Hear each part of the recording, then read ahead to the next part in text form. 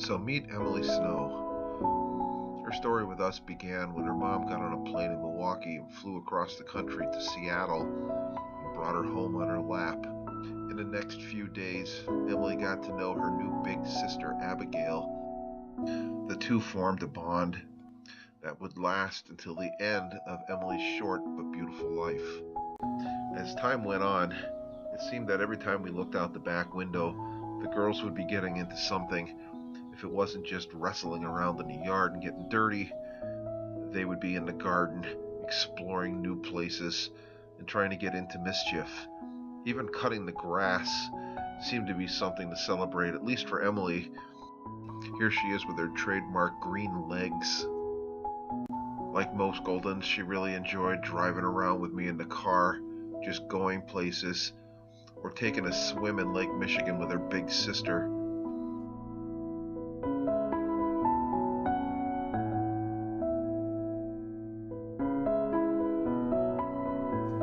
Emily's first winter here in Milwaukee really seemed to be an exciting thing for her.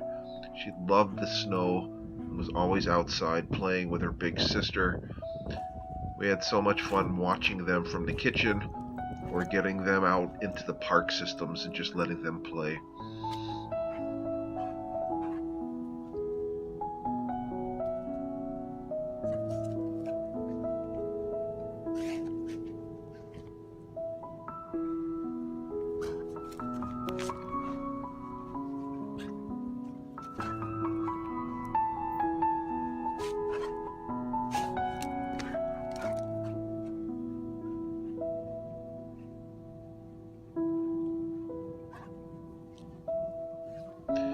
As winter finally gave way to spring, we added another pup to our family, Mr. Z, or Zelko, all the way from Serbia. So these two were always getting into something, but as a group, overall, they seemed to behave pretty well.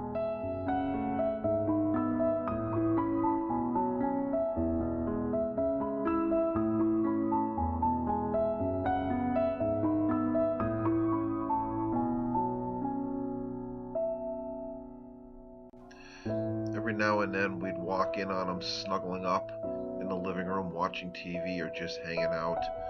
Emily seemed pretty happy about the whole thing overall. It was right around June or so when we started noticing something was not quite right with Emily. Every now and then she would trip when she was outside running around in the yard playing, and at first we thought it was just a fluke, but it started to occur more often.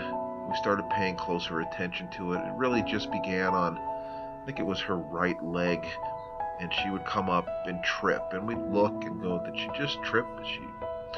And ultimately it just progressed. It progressed slowly, but it continued to progress. Tripping eventually turned into paralysis on that one leg. We tried to manage it for several weeks by using ace bandages, but then it moved to her other leg as well. So you can see here in this video that her two front paws were wrapped in these Velcro splints, which we used on her for probably about 2 months, trying to give her some rigidity in those front legs. And in the meantime, we continued to search for answers, trying to find out what was going on with her.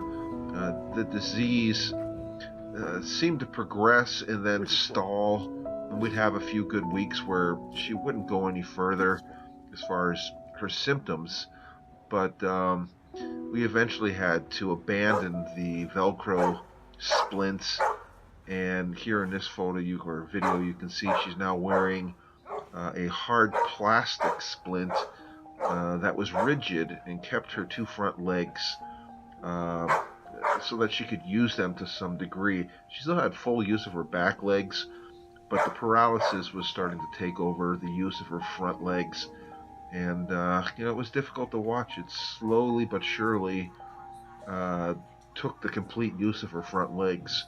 It probably took 2.5 months for it to go from a simple limp to full paralysis of her front legs.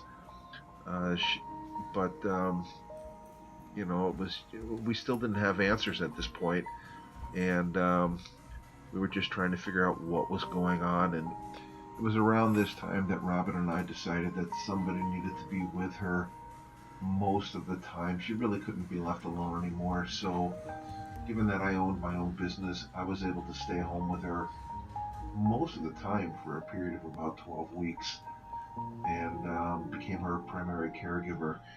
Um, at some point, it just got, we had to do something to try to improve her life, and that's when I had the idea of maybe trying to build some sort of a wheelchair for her so that she could, if not be mobile, at least be able to stand up and eat, because she wasn't able to do that anymore. She always had to eat laying down. It really bothered both of us. So um, Emily stayed with me for about 3 solid days on her little blanket here out in the garage while I worked on trying to design and then fabricate a wheelchair for her.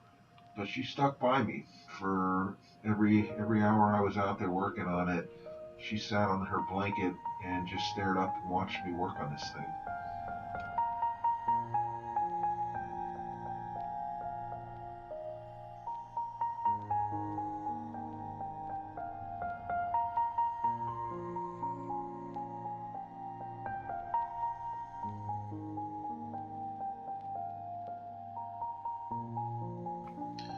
So I'm not really too sure what she thought of it at this point. Come on, baby. Come on. I know that Come on. having her stand up for the Come on. first time in several weeks Come on, you can do it. Come brought a on. lot of joy to me. I don't know about her so much, but she certainly gave it every effort to figure it out. Good job. It was great to see her eating and standing up again and drinking standing up. And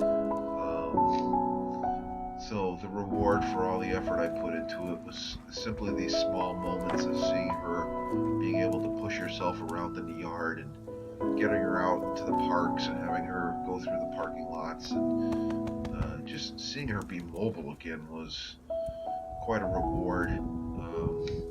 Unfortunately, again, we still didn't have answers on her disease, even though we tried so many avenues as far as seeking professional help, and everybody was working really hard to try to narrow this thing down. But it really wasn't until death that we finally got an answer through her autopsy. It turns out that this was basically a type of MS that affects dogs. It's just a bad deck of cards. It attacked the linings of the nerves in her muscle tissue, I guess, as best I could explain it. Or again, it was told to us that it really was a form of MS that dogs have, and she had a variant of that, but it just is what it is. And we did the best we could with her. Eventually, it started to affect her back legs and the muscle strength in those back legs. And you can kind of see it in the last couple videos of her motoring around. You can tell her back legs are starting to get a little more shaky. It was at this point, even in this video here, I'm not sure exactly when, but I mean, she lasted probably another 2 months before we had to put her down. But she got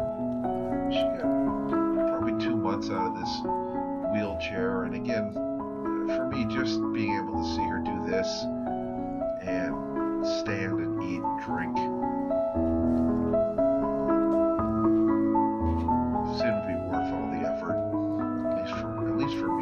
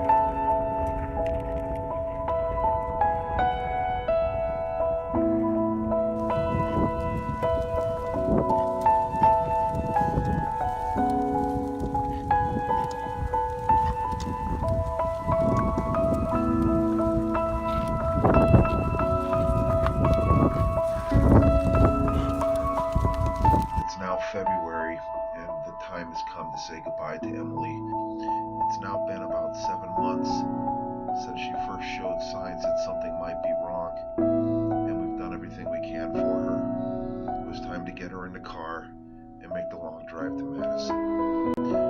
Robin and I decided that the best way to honor Emily was to donate her body for medical research. At this point, we still had no definitive answers as to what happened to our beautiful girl, also hoping that research may eventually lead to a cure for this terrible disease. So now the time has finally come. Robin's gone inside to let him know that we've arrived. Emily and I remained outside and enjoyed our last few minutes together, taking in the fresh air and watching the birds, something she always seemed to enjoy doing.